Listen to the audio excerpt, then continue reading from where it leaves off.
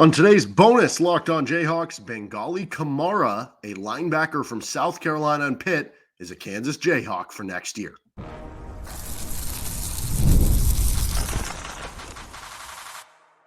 You are Locked On Jayhawks, your daily podcast on the Kansas Jayhawks. Part of the Locked On Podcast Network, your team every day.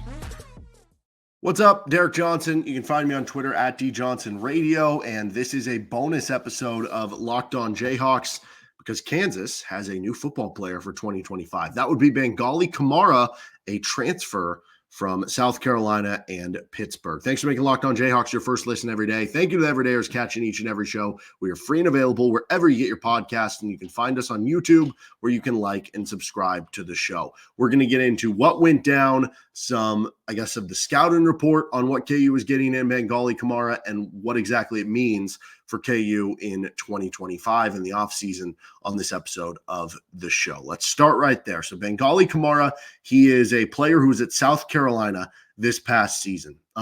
This past offseason, he was in the transfer portal as well.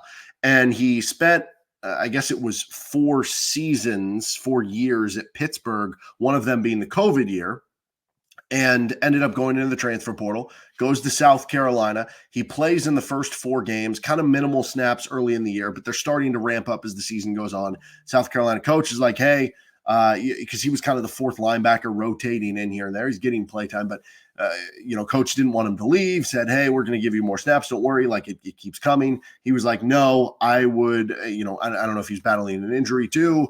I want to reset somewhere else where I'm just like the guy all the way through the season. So he ends up entering the transfer portal after using the 4 games. He never took a red shirt. That allows him to preserve his red shirt. And now he'll be a 6th-year player in the transfer portal this upcoming season. According to Pete Thamel of ESPN, he verbally committed to KU. Now, obviously, a verbal commitment, and I guess honestly, like any commitment, even when you sign on the dotted line, although aren't they getting rid of that? I don't know, whatever. It doesn't really matter in today's day and age because you can just enter the portal whenever and nothing really matters. But right now, he's committed to go to KU, and obviously, I'm sure you still have to deliver on promises like some NIL stuff and yada, yada, yada. But he is a 6'2", 230-pound linebacker who becomes the first transfer pickup for KU of the offseason, in an offseason in which I'd imagine there's going to be a good amount of transfer pickups for KU. And so getting ahead of this now, doing one so early in the game, it saves you a little more work from doing it later in the offseason when everybody's going to be, solely focused kind of on that. So that's obviously a good thing for KU. Like I said, he'll be a 6th-year player in 2025 at the linebacker position. He was rated a 3-star graded transfer by 24/7 Sports. He was given an 86 grade, although oddly enough, he was given an 89 grade before he wound up at South Carolina. And he actually, we'll talk about the PFF grades, played really well. And that was minimal snaps, so maybe that hurts where you're at there. But point being, this is a talented linebacker that should help KU. So let's talk more about the scouting report in a moment on Locked On Jayhawks. Today's episode is brought to you by 5 Hour Energy, and our friends over 5 Hour Energy know that being a passionate football fan isn't just a hobby, it's a way of life. It takes a lot of energy to power through all-day tailgates, touchdown celebrations, or an agonizing second overtime, which is why they've created the Stand the Fan 5 Hour Energy Shot with a special flavor called FanFuel. The energy shot made just for super fans like you and me, the fans who are first in the parking lot and who are the last to leave. We see you.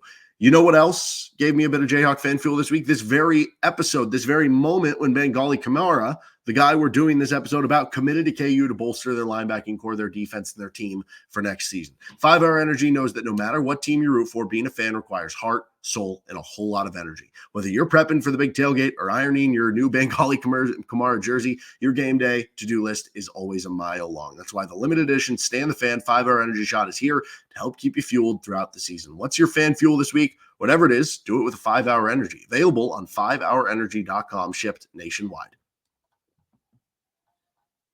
All right, continuing this bonus episode of Locked On Jayhawks, what is the scouting report on Bangally Kamara? Well, he began his career as a 4-star recruit, according to 24/7 Sports. Goes to Pittsburgh in 2020 for the COVID year, his first year. Played a little bit on special teams as a true freshman. Then played a little bit more, kind of same reserve type of role, though, in year 2, but a little bit more in 2021. At that point, you're a second-year freshman because the COVID year.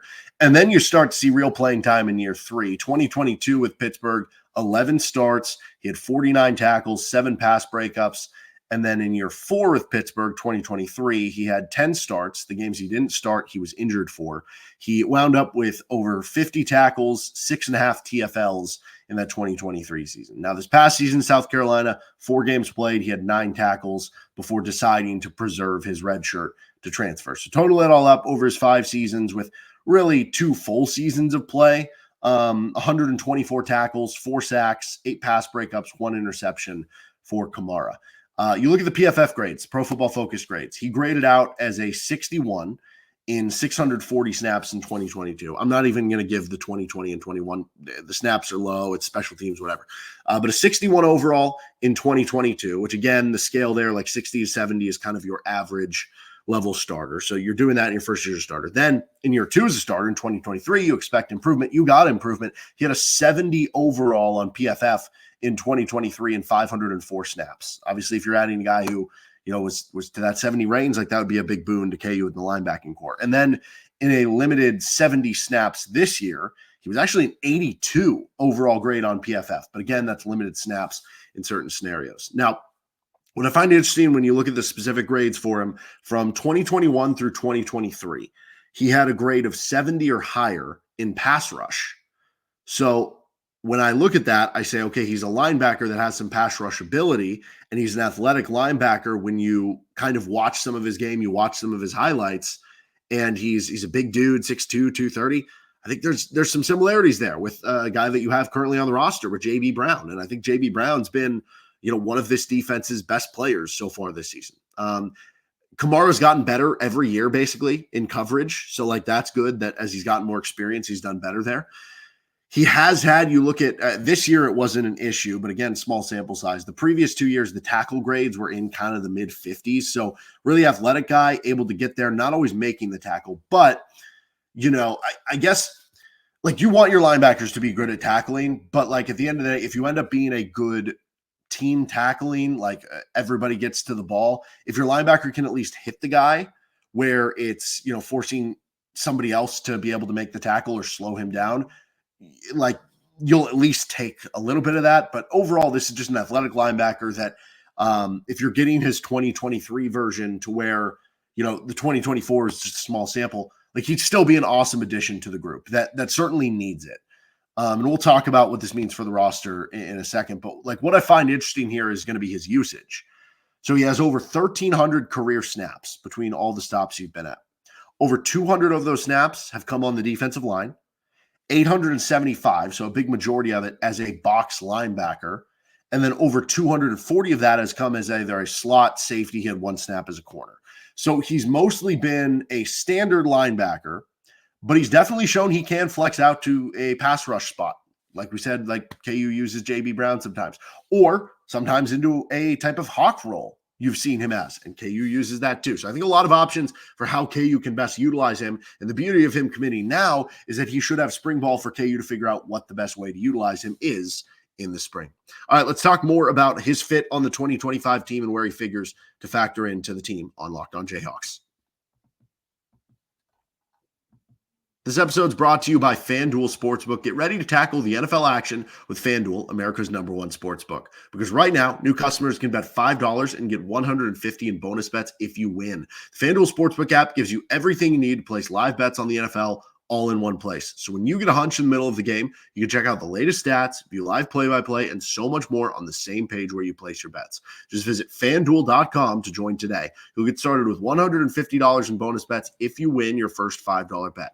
That's FanDuel.com. Never waste a hunch and make every moment more with FanDuel, an official sportsbook partner of the NFL and the Locked On Podcast Network. Finishing things up on this episode of Locked On Jayhawks, bonus episode, we will have a KU Howard recap coming at you later. Check out the KU Howard preview if you haven't caught that one already. And thank you to Everydayers catching each and every show already. So what does this mean for KU? First of all, I think it does show because I think there were rumors going around when KU was originally interested in Bangally Kamara in the previous offseason that it didn't work out because KU was not in a place where they were really offering NIL in the transfer portal. I think a big reason why was it was more focused on retaining guys, which I think was the right thing to do.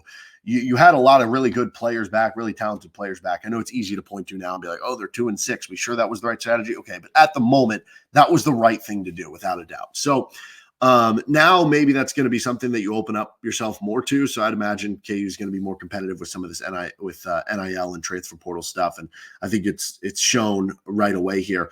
But also, I don't know, maybe if you're a Bangally Kamara, maybe you were chasing the money a little bit more that first transfer. And maybe this time it is a little bit more of, hey, maybe I should just find the right fit with some NIL, even if it's not. I mean, we've seen that with like Gage Keys, and it's hard because it's like if you're Gage Keys, you're making life-changing money to kickstart your career. It's hard not to accept that. And I don't blame a guy for accepting that. But also I'd imagine for him, he probably would, well, maybe not be having as much fun because KU's not having the season they're hoping for. But in terms of like getting more playing time and stuff, it's just different. So I don't know. But anyway, if he winds up being the Hawk position, like we said, you might be able to play athletic linebacker. He would be competing with a redshirt senior Jason Gilliam, redshirt sophomore Logan Brantley, and then a second-year John Kamara for being the starter.